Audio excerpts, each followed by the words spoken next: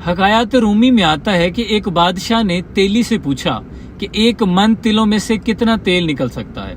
तो इस पर तेली ने जवाब दिया कि हुजूर वाला 10 सेर। तो बादशाह ने फिर सवाल किया कि 10 सेर तिलों में से कितना तेल निकलेगा। तो इस पर तेली ने कहा कि जनाब 2.5 सेर। तो इस पर उसने दोबारा सवाल किया कि 2.5 सेर तिलों में से कितना तेल निकलेगा। तो इस पर तेली ने अर्ज किया कि हुजूर 2.5 पाव।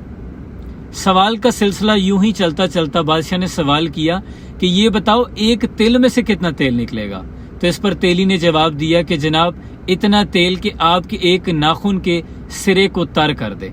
तेली के कारोबार में इस कदर जहानत से बहुत खुश हुए और फिर सवाल किया कि कारोबार में तो आप इतने ज़हीन व फतीन हैं, ये बताएं दीन का इल्म भी कुछ रखते हैं, इल्म दीन से कितनी वाकफियत है। इस पर तेली ने नहीं में सर हिलाया कि मुझे दीन का इल्म नहीं।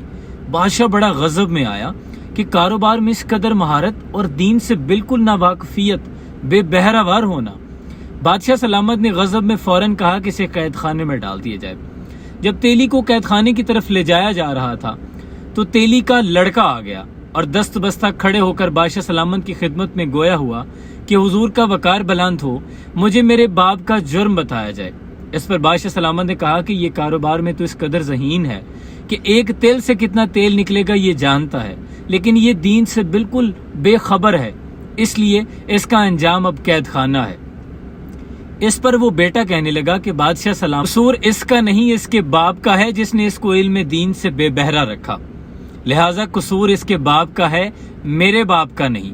मेरे बाप का कसूर तब काबिल मुआखजा होता जब मेरा बाप मुझे तालीम ना दिलवा रहा होता, जबकि ये तो मुझे तालीम दिलवा रहा है।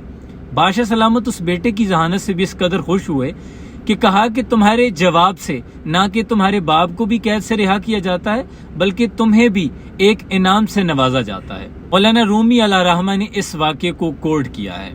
देखिए, इन हिकायात में हमारी जिंदगी के लिए बहुत सी ऐसी नुक्तावर बातें होती हैं, ऐसे मार्फत की बातें छुपी होती हैं, ऐसे मार्फत के राज होते हैं कि जिनको आप जब इन बुजुर्गों की किताबें पढ़ते हैं तो मानवी तौर पे खुद को इनकी सोबत में महसूस करते हैं। यकीन करें कि आप एक ज़हीन व फतीन भी होंगे और बरीक भी इंसान भी होंगे। इसलिए किताबें पढ़ा करें, किताबों से शगफ रखें, ये यकीनन आपको आसमानों की बुलंदियों और आपके सितारों को ओज सुरैया की बुलंदियों पर पहुंचा देंगी। जज़ाकुमुल्लाह खैर, अपना बहुत सा ख्याल रखिएगा। सलाम पहुंच